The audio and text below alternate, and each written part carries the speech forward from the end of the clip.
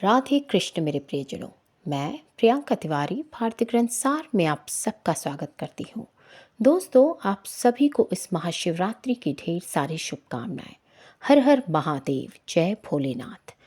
यानी कन्यत्र लिंगानि स्थावराणि चराणि च तेषु संक्रमते देवस्य तस्यां रात्रो यतो हरः। शिवरात्रिस्ततः प्रोक्ता तेन सा हरिवल्लभा। अर्थात इस अचल सृष्टि में जहाँ कहीं भी शिवलिंग है, चाहे वह छोटे हो या अत्यंत विशाल, उन सभी में भगवान शिव इस महान शिवरात्रि के दिन दिव्य रूप में समाहित हो जाते हैं और भक्तों की पूजा स्वीकार करते हैं। भगवान श्री हरि विष्णु को भी महाशिवरात्रि का दिन अत्यंत प्रिय है।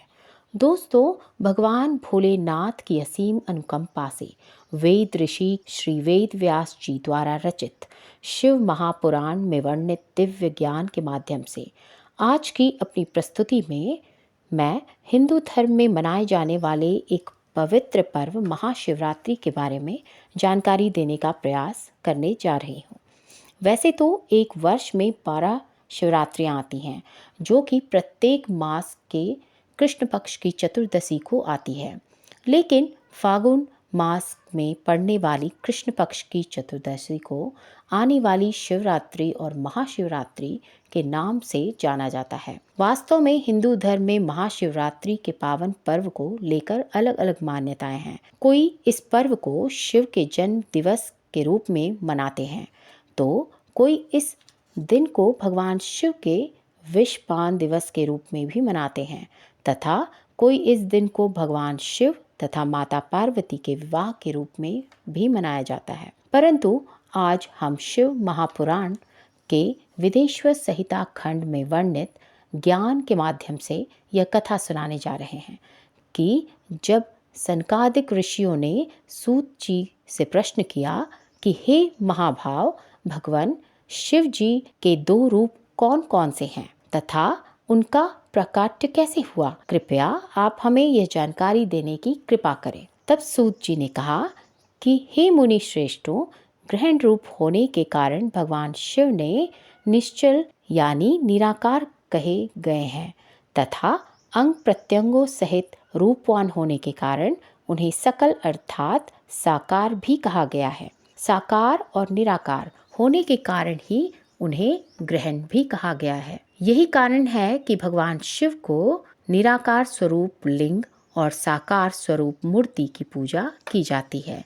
भगवान शिव से भिन्न जो अन्य दूसरे देवता हैं, वे साक्षात ग्रहण नहीं हैं, इसलिए कहीं भी उनके लिए निराकार लिंग उपलब्ध नहीं होता। सूत जी कहते हैं कि अनंत परब्रह्म से भगवान विष्णु की उत्पत्ति हुई और भगवान विष्णु की नाभि से कमल पर विराजमान ब्रह्मा उत्पन्न हुए।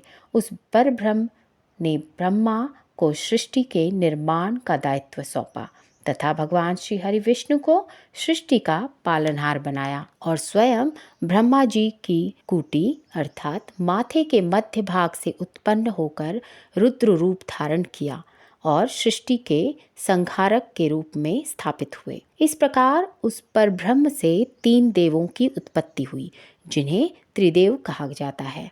सूत जी सनकादि ऋषियों को आगे की कथा सुनाते हुए कहते हैं कि हे मुनि श्रेष्ठों, एक बार भगवान विष्णु और ब्रह्मदेव ने कार्य शक्ति को लेकर विवाद हो गया। उस विवाद से समस्त देवता भयभीत, चिंतित और अत्यंत व्याकुल हो गए।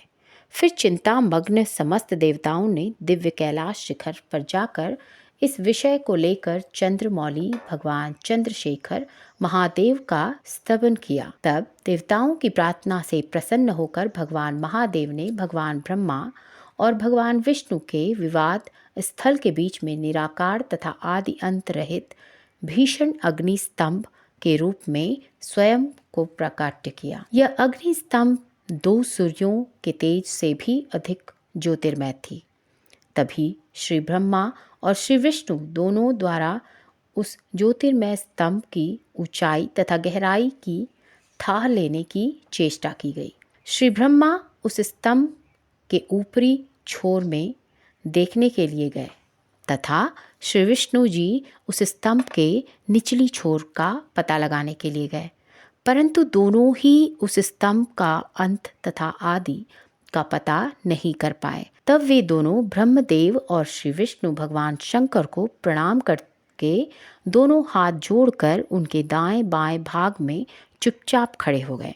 फिर उन्होंने वहां साक्षात प्रकट पूजनीय महादेव को श्रेष्ठ आसन पर स्थापित करके वितरित वस्तुओं अर्थात दीर्घ काल तक रहने वाली वस्तुएं जैसे हार, नुपुर, केयूर, किरीट, कुंडल, यनोपवीत, उत्तरीय वस्त्र, पुष्पमाला, रेशमी वस्त्र, मुद्रिका, पुष्प, तांबुल, कपूर, चंदन, अनुरूप, धूप, श्वेत छत्र, ध्वजा, चंवर, अन्य दिव्य उपहारों द्वारा जिनका वैभव वाणी और मन की पहुंच से परे था, जो केवल पशुपति अर्थात परमात्मा के ही योग्य थे और जिन्हें पशु अर्थात बुद्धिजीवी कदापि नहीं पा सकते थे, उन महेश्वर का पूजन किया। इस प्रकार सबसे पहले वहां ब्रह्मा जी और विष्णु जी ने भगवान शंकर की पूजा की।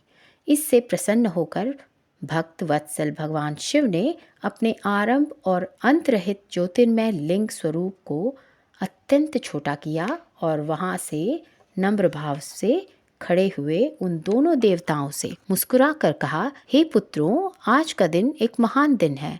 आज के दिन तुम्हारे द्वारा मेरे आकार और साकार रूप की जो पूजा हुई है, उससे मैं तुम दोनों पर अत्यंत प्रसन्न हूँ।